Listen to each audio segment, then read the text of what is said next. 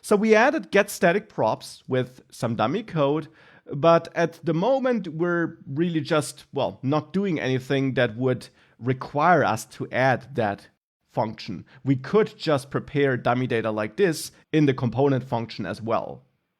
Well, of course, I started with such a simple example to just get started with get static props. A more realistic example would be that we have a data file like this dummy backend JSON file from which we want to load data. But we do want to load the data when the page is prepared. We don't want to reach out to that file through a HTTP request or anything like that from the client side.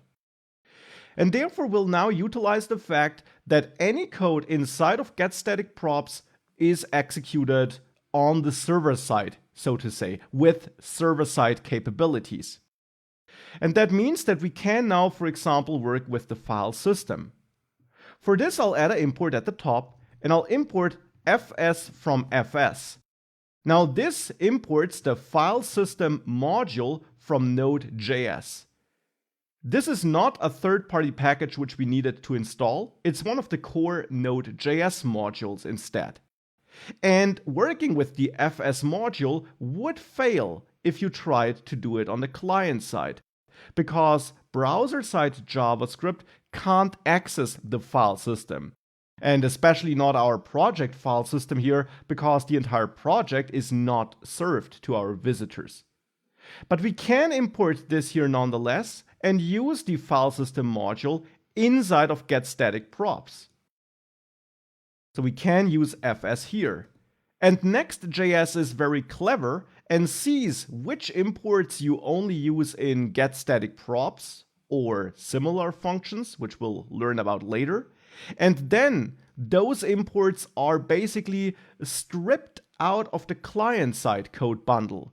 So when the code for the client side, the React app code for the browser side, when that is prepared, that import will not be part of it.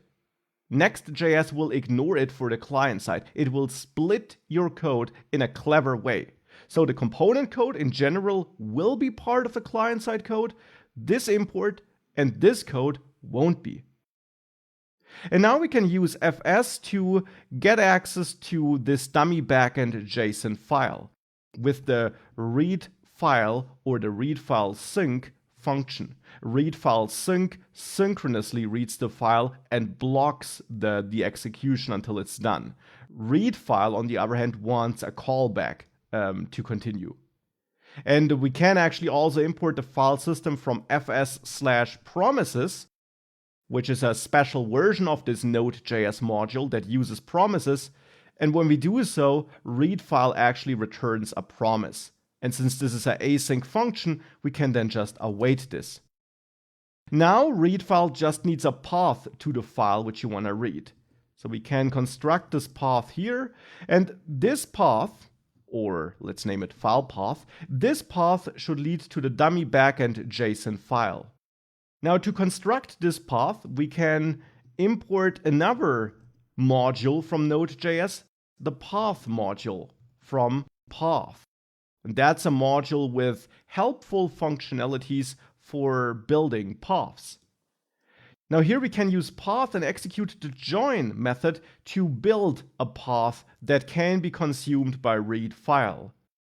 And here I want to start from inside the current directory and then basically work my way to this data directory and the dummy backend JSON file.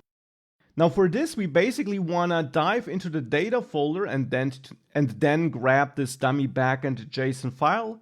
And to do this, we first of all need to tell path join in which path we're starting.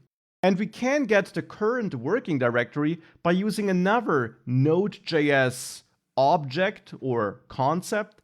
And that's the process object, which is globally available in Node.js. And then on process, we can execute the CWD method, which stands for current working directory. And this gives you the current working directory of this code file when it's executed. Now, the important thing here is that this current working directory will not be the pages folder. Instead, when this file is executed, Next.js will be executing it, and it will basically treat all the files as if they sit in our root project folder.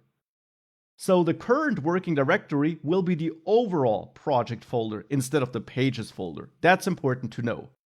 So with that, we tell Node.js, or the path join method to be precise, that we start in this overall project directory.